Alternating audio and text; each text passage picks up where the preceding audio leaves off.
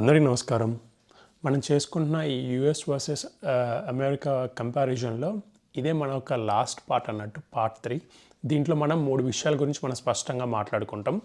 మొదటిది వచ్చేసరికేమో health insurance, రెండోది వచ్చేసరికేమో social security, మూడోది వచ్చేసరికేమో సివిలియన్ సెక్యూరిటీ. సో ఈ మూడిటి గురించి మనం చాలా ఇన్డెప్త్గా మనం విశ్లేషించుకుంటాం. ముందు మనం సోషల్ సెక్యూరిటీతో మనం మొదలు పెడదాం. దాంట్లో జర్మనీ గురించి మనం మాట్లాడుకుందాం. ఇక్కడ నేను చెప్పిన ఈ 3 పాయింట్స్ నేను ప్రొఫెషన్స్ పర్స్పెక్టివ్లోనే కాకుండా, అంటే ఫుల్ టైం జాబ్ చేస్తున్న వాళ్ళ పర్స్పెక్టివ్లోనే కాకుండా, ఈవెన్ స్టూడెంట్స్ పర్స్పెక్టివ్లో కూడా నేను దాన్ని ఎక్స్ప్లెయిన్ చేద్దాం అనుకుంటున్నాను. ఎందుకంటే కొన్ని ఎడ్జ్ కేసెస్ అనేవి ఉన్నాయి స్టూడెంట్స్కి కూడా. సో ఆ ఎడ్జ్ కేసెస్లో నేను చెప్పిన ఈ యొక్క 3 మెయిన్ సెక్షన్స్ ఉన్నాయి చూసారా. సో దాంట్లో వాళ్ళు బెనిఫిట్ అవ్వచ్చు, అంటే ఎవరు బెనిఫిట్ అవుతారు అని తెలుసుకుంటే మీకు మంచిది అన్నట్టు. ఎందుకంటే జర్మనీలో ఉన్న చాలామందికి కూడా ఆ విషయాలు తెలియదు.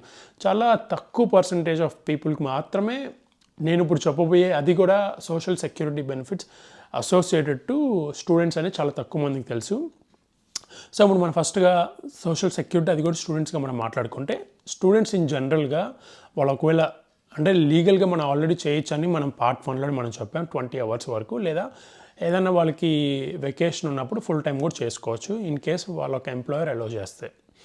సో ఇక్కడ వాళ్ళు ఆల్రెడీ ఫుల్ టైం చేసుకున్నా, లేకపోతే 20 hours కన్నా ఎక్కువ పని చేసినా కానీ వాళ్ళకు కూడా సోషల్ సెక్యూరిటీ బెనిఫిట్స్ అనేవి యాక్టివేట్ అవుతాయి. ఎందుకంటే వాళ్ళ కాంట్రిబ్యూషన్ టువర్డ్స్ దట్ ఉంటుంది కాబట్టి సో వాళ్ళకు కూడా అవసరమైనప్పుడు దాన్ని క్లెయిమ్ చేసుకోవచ్చు. కాకపోతే ఇది క్లెయిమ్ చేసుకోవాలంటే ఏంటంటే, అంటే నువ్వు ఒకే ఒక నెల 20 hours కన్నా ఎక్కువ పని చేసి సో నువ్వు క్లెయిమ్ చేయాలంటే అలా కుదరదు. దానికి కూడా కొన్ని కండిషన్స్ అనేవి ఉన్నాయి. ఆ రిక్వైర్మెంట్స్ని ఫుల్ఫిల్ చేస్తే ఈవెన్ స్టూడెంట్స్గా ఉన్న వాళ్ళు కూడా పార్ట్ టైం చేస్తున్నప్పుడు, అంటే రెగ్యులర్ పార్ట్ టైం చేస్తున్నప్పుడు మాత్రమే వాళ్ళు దాన్ని క్లెయిమ్ చేసుకోవచ్చు. లేదా 20 hours లేదా 20 hours కన్నా తక్కువ కొన్ని మినీ జాబ్స్ ఉంటాయి. సో ఇలాంటి వాళ్ళకి వాళ్ళకి అసలు ఎలిజిబిలిటీ కూడా ఉండదు అన్నట్టు. ఎందుకంటే based on the number of hours they are working per week అన్నట్టు. సో ఇక్కడ రెగ్యులర్ పార్ట్ టైం చేసుకున్న వాళ్ళ వరకు ఎలిజిబుల్ అన్నట్టు, లేదా స్టూడెంట్గా మోర్ దెన్ 20 hours అంటే 20 to 40 hours చేసేవాళ్ళకి కూడా ఎలిజిబుల్ అన్నట్టు. సో మనం అసలు ముందుగా సోషల్ సెక్యూరిటీ బెనిఫిట్స్ జర్మనీలో ఏమేమి ఉన్నాయో మనం మాట్లాడుకుందాం. ముందు వచ్చేసరికేమో పెన్షన్ ఇన్సూరెన్స్ ఒకటి, రెండోది వచ్చేసరికేమో child allowance or child benefits, మూడోది వచ్చేసరికేమో అన్ఎంప్లాయ్మెంట్ బెనిఫిట్, నాలుగోది వచ్చేసరికేమో పేరెంటల్ బెనిఫిట్, ఐదోది వచ్చేసరికేమో హెల్త్ ఇన్సూరెన్స్, ఆరోది వచ్చేసరికేమో long term care allowance. So ఇట్లా 6 బెనిఫిట్స్ జర్మనీలో ఉన్నాయి హెల్త్ ఇన్సూరెన్స్ సోషల్ సెక్యూరిటీ పర్స్పెక్టివ్లో. దీంట్లో స్టూడెంట్ వచ్చేసరికి అన్ని క్లెయిమ్ చేసుకోలేడు. స్టూడెంట్ క్లెయిమ్ చేసుకోగలిగేది ఏంటంటే అన్ఎంప్లాయ్మెంట్ బెనిఫిట్. అది కూడా తను బిట్వీన్ 6 to 12 months తను కంటిన్యూస్గా more than 20 hours per week పనిచేస్తే, సో ఈ సినారియోలో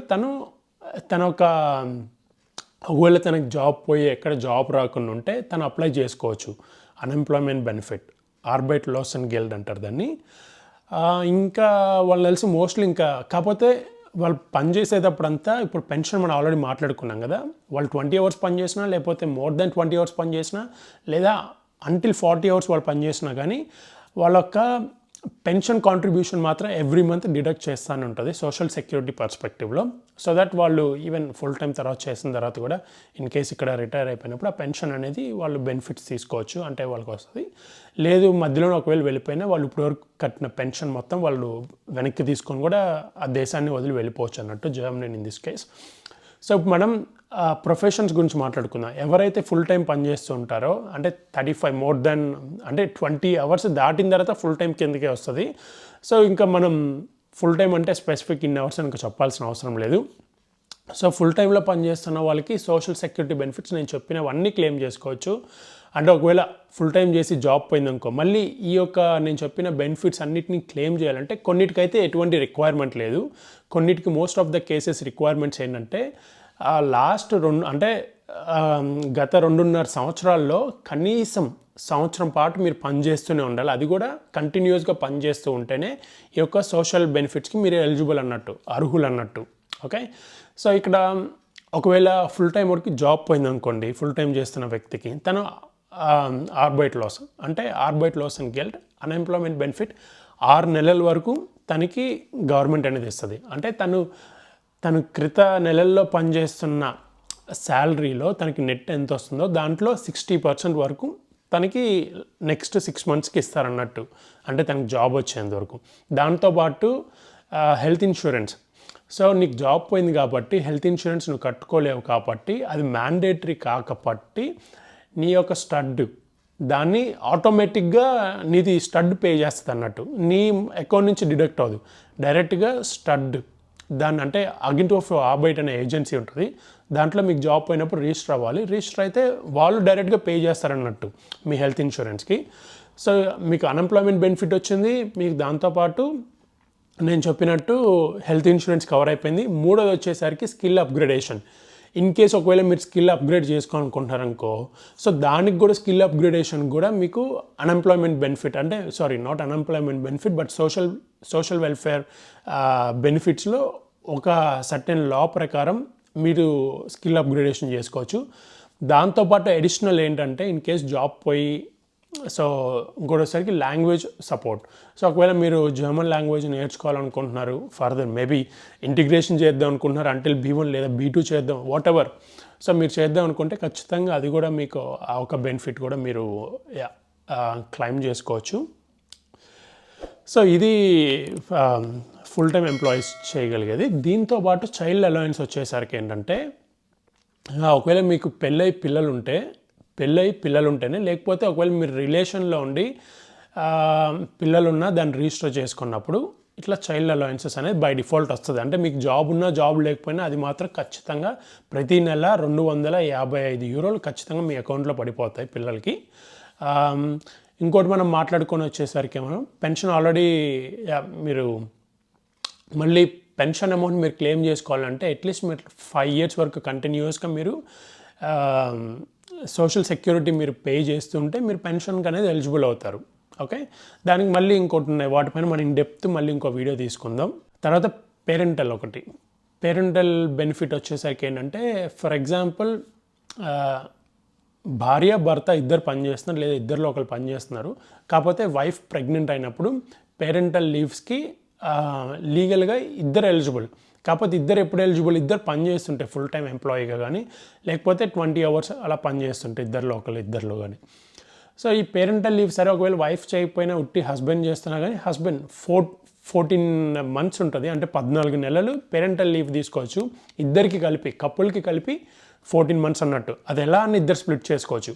కావాలంటే భార్య మొత్తం అన్ని 14 నెలలు తీసుకోవచ్చు ఇన్ కేస్ తను వర్క్ చేస్తుంటే ఫుల్ టైమ్గా, లేకపోతే భార్య ఒక 10 నెలలు, భర్త ఒక 4 నెలలు, లేకపోతే భార్య ఒక 12 నెలలు, భర్త ఒక 2 నెలలు తీసుకోవచ్చు. సో ఇక్కడ తీసుకున్నప్పుడు ఎంత వాళ్ళకి మనీ వస్తాయంటే, వాళ్ళ ఒక ప్రయర్ మంత్స్ పనిచేసిన నెట్ ఎంత అయితే వేజ్ వస్తుందో దాంట్లో 65%, అంటే 65 to 67% వాళ్ళకి పేరెంటల్ అలవెన్సెస్ కింద వాళ్ళకి వస్తుంది అన్నట్టు. సో ఇది ఆల్రెడీ అయిపోయింది. ఇంకొక ఇంట్రెస్టింగ్ పాయింట్ అంటే నాకు బాగా నచ్చింది, ఇంకో పాయింట్ ఏంటంటే, పేరెంటల్ లీవ్లో ఉన్నప్పుడు ఎటువంటి లే ఆఫ్స్ జరిగినా ఆ వ్యక్తిరాల్ని తీయడానికి మాత్రం అసలు అలో లేదన్నట్టు. ఓకే, సో ఇది నాకు బాగా నచ్చింది. ఎందుకంటే మనం పేరెంటల్ లీవ్లోకి వెళ్ళినప్పుడు, ఫర్ ఎగ్జాంపుల్ సిచ్యువేషన్ చాలా వర్స్ట్గా వచ్చి కరోనా లాంటి ఏదైనా మహమ్మారి వచ్చినా కానీ, ఒకవేళ కంపెనీ లాసెస్లోకి వెళ్తే నిన్ను తీయడానికి లేదన్నట్టు, ఎందుకంటే నువ్వు పేరెంటల్ లీవ్లో ఉన్నావు కాబట్టి. కొన్ని లాస్ నాకు బాగా నచ్చుతాయి జర్మనీలో. సో మిగతా దేశాలు ఎలా ఉన్నాయో మనం వేరే సిరీస్ని కూడా నేను తీస్తాను కంపారిజన్కి, మనం ఎక్కడైనా రిలవెంట్గా ఉన్నప్పుడు మనం వీటి గురించి మనం మాట్లాడుకుందాం.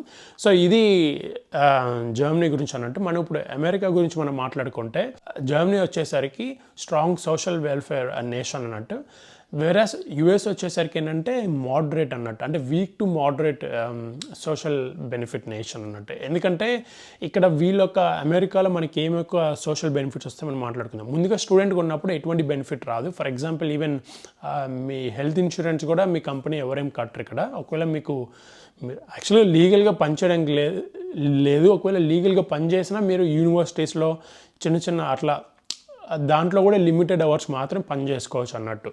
సో ఇక్కడ నేను అమెరికాలో మాట్లాడుతున్నప్పుడు సోషల్ బెనిఫిట్స్ గురించి నేను స్టూడెంట్స్ని అసలు ఇన్వాల్వ్ చేయట్లేదు, ఎందుకంటే స్టూడెంట్స్కి అప్లికేబుల్ అవ్వదు కాబట్టి. మనం ఫుల్ టైం ఎంప్లాయీస్ గురించి మనం మాట్లాడుకుందాం. ఫుల్ టైం ఎంప్లాయీస్లో కూడా సోషల్ బెనిఫిట్స్ ఎవరు క్లెయిమ్ చేయొచ్చు అంటే, ఒకటి రిటైర్మెంట్ పెన్షన్ అనేది వస్తుంది, అది కూడా 65 years తర్వాత వస్తుంది. నెక్స్ట్ మెడికేర్ ఒకటి వస్తుంది. Next medic assistance or aid వస్తుంది, అది కూడా లో ఇన్కమ్ అంటే తక్కువ జీతం సంపాదిస్తున్న వాళ్ళకి మాత్రమే ఇది కూడా స్టేట్ టు స్టేట్ వేరీ అయ్యింది. మీరు ఏ ఒక రాష్ట్రంలో ఉన్నారో దాని లాస్ ప్రకారం మీకు అట్లా వస్తుంది అన్నట్టు. ఆ తర్వాత మనం తీసుకుంటే ఇంకా ఆర్బైట్ లాస్ అంటే మనం అనుకున్నట్టు అన్ఎంప్లాయ్మెంట్ బెనిఫిట్ కూడా వచ్చింది. అది కూడా మనకి వెరీ షార్ట్ పీరియడ్ అన్నట్టు. జర్మనీలో చెప్పుకున్నట్టు 6 months కాదు, ఈవెన్ జర్మనీలో అంటిల్ 12 months వరకు వస్తుంది ఒకవేళ మీకు పిఆర్ ఉంటే. బట్ అమెరికాలో ఎట్లా అంటే మీకు సిటిజన్ అవని పిఆర్ ఉండని ఏది ఉన్నా కానీ జనరల్ ఒక వ్యాలిడ్ వర్క్ పర్మిట్ పైన ఉండి మీకు జాబ్ పోతే హార్డ్లీ 2 months వరకు వాళ్ళకి అన్ఎంప్లాయ్మెంట్ బెనిఫిట్ వస్తుంది అన్నట్టు. అది కూడా ఎట్లా అంటే 45 to 50% of their prior net wages పట్టి. సో వాళ్ళకి లాస్ట్ మంత్ వరకు వాళ్ళకి ఎంత అయితే వస్తుందో నెట్ వేజ్ దాంట్లో 45 to 50% వరకు మాత్రమే వస్తుంది. అది కూడా 45 to 50% అనేది స్టేట్ టు స్టేట్ అనేది వేరీ అయ్యింది. నేను చెప్పిన ఈ అప్ టు 2 months అని చెప్పాను. సో కొన్ని స్టేట్స్లో వాళ్ళకి 2 months కూడా కాదు 1.5 month తర్వాత ఆపేస్తారు అన్నట్టు. అది మళ్ళీ స్టేట్ టు స్టేట్ వేరీ. మీరున్న స్టేట్ ప్రకారం మీరు వెళ్ళబోతున్న స్టేట్ ప్రకారం మీరు అవి తెలుసుకుంటే ఇంకా మంచిది అన్నట్టు.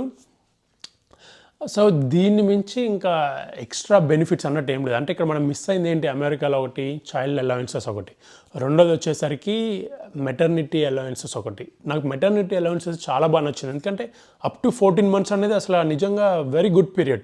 So that even parents can spend more time with their child.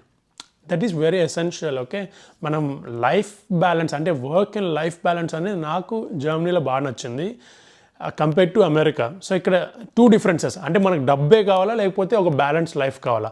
నాకు డబ్బే నాకు ప్రధానం అనుకున్నప్పుడు ఎస్, సోషల్ బెనిఫిట్ పర్స్పెక్టివ్లో మనం ముందు మాట్లాడుకున్న పార్ట్ 1 అండ్ పార్ట్ 2లో మనం చెప్పుకున్న కొన్ని విషయాల ప్రకారం అమెరికా ఓకే. లేదు నాకు మనీ ఓకే, నాకు సర్వైవల్ మనీ ఉంటే చాలు, నాకు మళ్ళీ అంతంత ఎక్స్ట్రాడినరీ నాకు మనీ అవసరం లేదనుకుంటే, but balance life, social benefit, అలాగే సోషల్ వెల్ఫేర్స్ అంటే better to for your survival in that country. So అది వెరీ ఇంపార్టెంట్. ఎందుకంటే మనం ఎప్పుడు బ్యాంక్రప్ట్ అవుతాం మనకు తెలియదు, మనం ఎప్పుడు ఫినాన్షియల్ మిస్మేనేజ్మెంట్ అవ్వచ్చు, లేకపోతే ఫినాన్షియల్ క్రైసిస్కి వెళ్ళి బ్యాంక్రప్ట్ అవుతాం మనకు తెలియదు. బట్ మనం ఉన్న దేశం మనకి ఫినాన్షియల్గా సపోర్ట్ చేస్తే with this social welfare benefits మనకి చాలా బెనిఫిట్ అన్నట్టు. ఈవెన్ ఒకవేళ కపుల్ విత్ చిల్డ్రన్ అవ్వచ్చు, లేకపోతే జస్ట్ కపుల్ అవ్వచ్చు, ఎటువంటి ఇమ్మీడియట్ డ్యామేజ్ అనేది ఉండదు అట్లా అన్నట్టు. ఎటువంటి మెంటల్ స్ట్రెస్ కానీ లేకపోతే సైకలాజికల్ స్ట్రెస్ అట్లాంటిది ఏమి ఉండదు అన్నది నా ఒక అభిప్రాయం. యూఎస్లో నాకు కనపడింది ఏంటిదంటే సోషల్ బెనిఫిట్లు ఒకటి చైల్డ్ అలవెన్సెస్ ఒకటి, రెండోది వచ్చేసరికి ఏమో maternity or parental allowances or leave, రెండిట్లో ఒకటి. నాట్ లీవ్, నేను లీవ్ గురించి మాట్లాడలేదు, అలవెన్సెస్ గురించి మనం మాట్లాడుతున్నాం. థర్డ్ వచ్చేసరికి ఏంటంటే లాంగ్ టర్మ్ కేర్ అలవెన్సెస్ ఒకటి, దాంతోపాటు స్కిల్ అప్గ్రేడేషన్ కానీ, అంటే ఒకవేళ నీకు జాబ్ పోయినా నాకు స్కిల్ అప్గ్రేడ్ చేసుకోవాలంటే అట్లాంటిది ఎటువంటి అవకాశాలు మనకి అమెరికాలో ఉండదు. ఇది మనం America versus Germany social benefits గురించి. ఇప్పుడు మనం సివిలియన్ సెక్యూరిటీ గురించి మనం మాట్లాడుకుందాం. దీంట్లో పబ్లిక్ సేఫ్టీ అలాగే గన్ లాస్ గురించి మనం మాట్లాడుకుందాం. దీంట్లో కూడా ముందుగా మనం జర్మనీతో మనం స్టార్ట్ చేద్దాం. జర్మనీలో వచ్చేసరికి మనం ఇక్కడ క్రైమ్ రేట్ అనేది చాలా తక్కువ, గన్ కల్చర్ అనేది అసలు లేదు. ఇన్ కేస్ నువ్వు ఒక లైసెన్స్డ్ గన్ కొనుక్కోవాలనుకుంటే జర్మనీలో ఫస్ట్ ఆఫ్ ఆల్ నువ్వు గన్ ట్రైనింగ్ తీసుకొని ఉండాలి, అంటే గన్ యూసేజ్ ఒక ట్రైనింగ్ తీసుకొని ఉండాలి. దాంతోపాటు సైకలాజికల్ చెక్స్ అనేది నువ్వు సక్సెస్ఫుల్గా దాన్ని నువ్వు ఫుల్ఫిల్ చేస్తేనే అప్పుడు నీకు గన్ లైసెన్స్ అనేది ఇస్తారు. సైకలాజికల్ చెక్స్లో నువ్వు పాస్ అవ్వకపోతే సో నువ్వు గన్ లైసెన్స్ అప్లై చేయడానికి లేదు. వెరీ స్ట్రింజెంట్ లాస్ అనేవి ఉన్నాయి. ఇంకోటి ఏంటంటే ఇక్కడ స్కూల్స్లో పిల్లలకి ఎటువంటి యాక్టివ్ షూటర్ డ్రిల్స్ ఉండవు. అంటే ఎవరిని వచ్చి నేను షూట్ చేస్తే నువ్వు ఏం చేయాలి అంటే కాల్పులు జరిపినప్పుడు, షూటింగ్ జరుగుతున్నప్పుడు నువ్వు ఎలా దాంకోవాలి, ఏం చేయాలి, నీ రెస్పాన్స్ ఎలా ఉండాలి, ఇవన్నిటిని ఎటువంటి ట్రైనింగ్ ఉండదు. ఎందుకంటే వెరీ ప్రొటెక్టెడ్, అట్లాగే ఎటువంటి గన్ కల్చర్ లేదు కాబట్టి, క్రైమ్ రేట్ కూడా వెరీ మినిమల్ కాబట్టి, ఇట్లాంటి యాక్టివిటీస్ జరగవు కాబట్టి ఇట్లాంటి ఇన్సిడెంట్స్ ఇట్లాంటి ప్రొసీజర్స్ ఏమి స్కూల్స్లో ఉండవు. ఇంకోటి వచ్చేసరికి ఏంటంటే వైలెన్స్ క్రైమ్ రేట్ కానీ లేకపోతే మాస్ గన్ షూటింగ్ కానీ అసలు జర్మనీలో చాలా వెరీ రేర్. అసలు నేను మాస్ గన్ షూటింగ్ అసలు నేనున్న ఈ 6 yearsలో అయితే ఎక్కడ చూడలేదు మాస్ గన్ షూటింగ్ అనేది మాత్రం.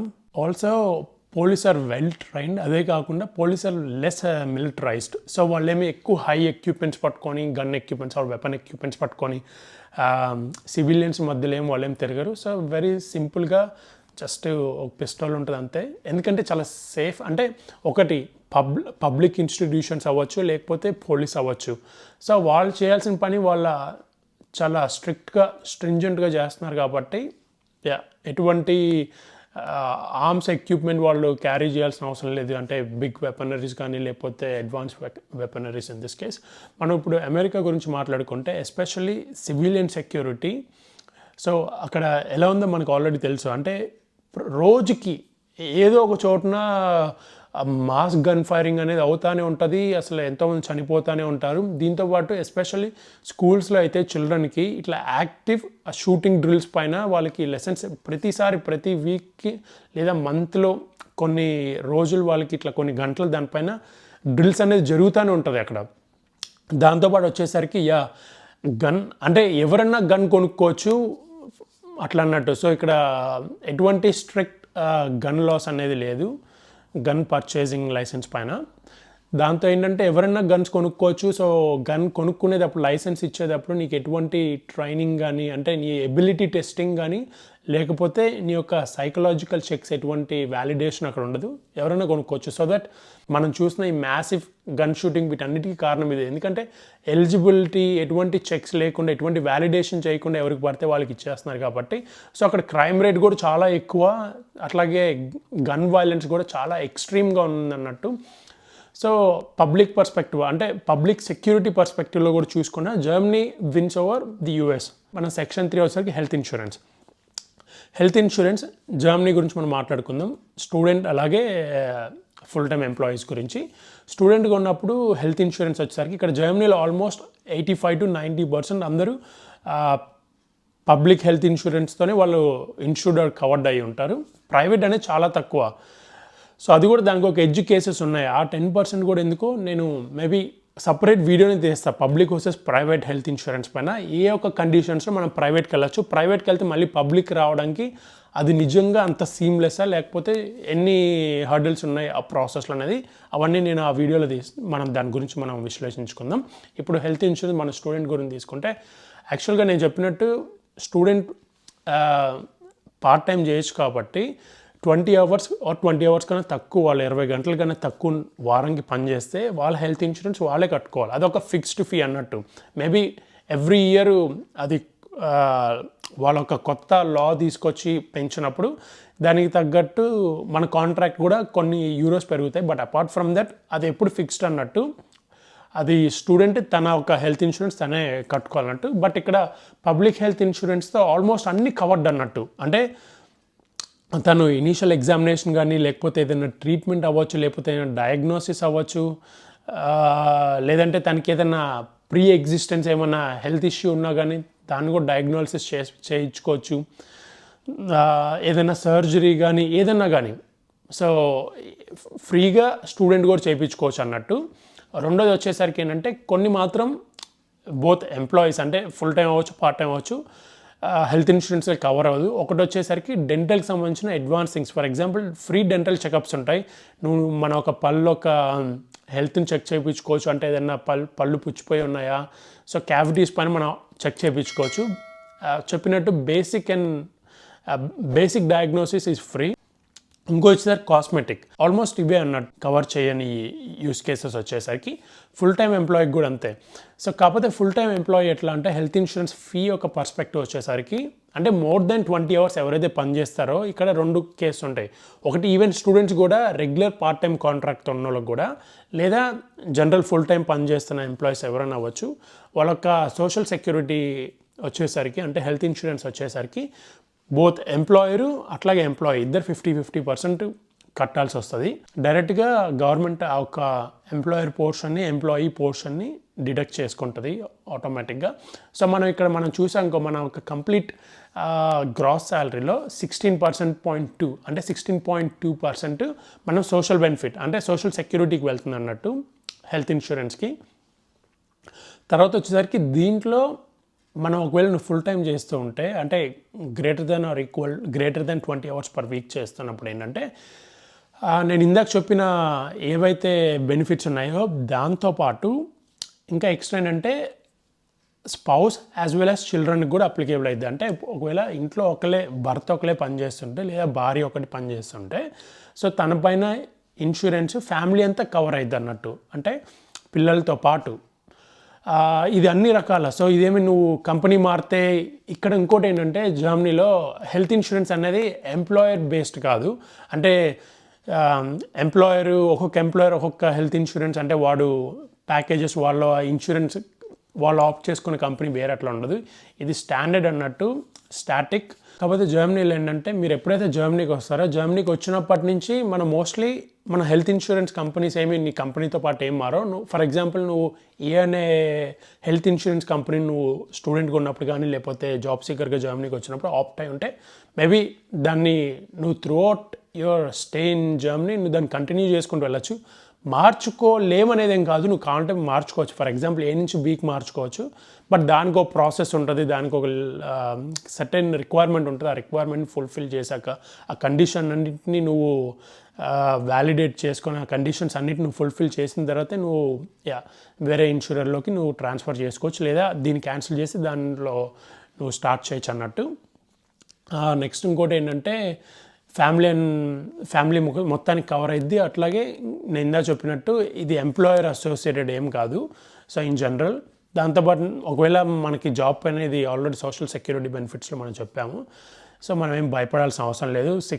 6 months to 12 months వరకు మనం ఫుల్లీ ఇన్సూరెన్స్ కవర్డ్లోనే ఉంటాం.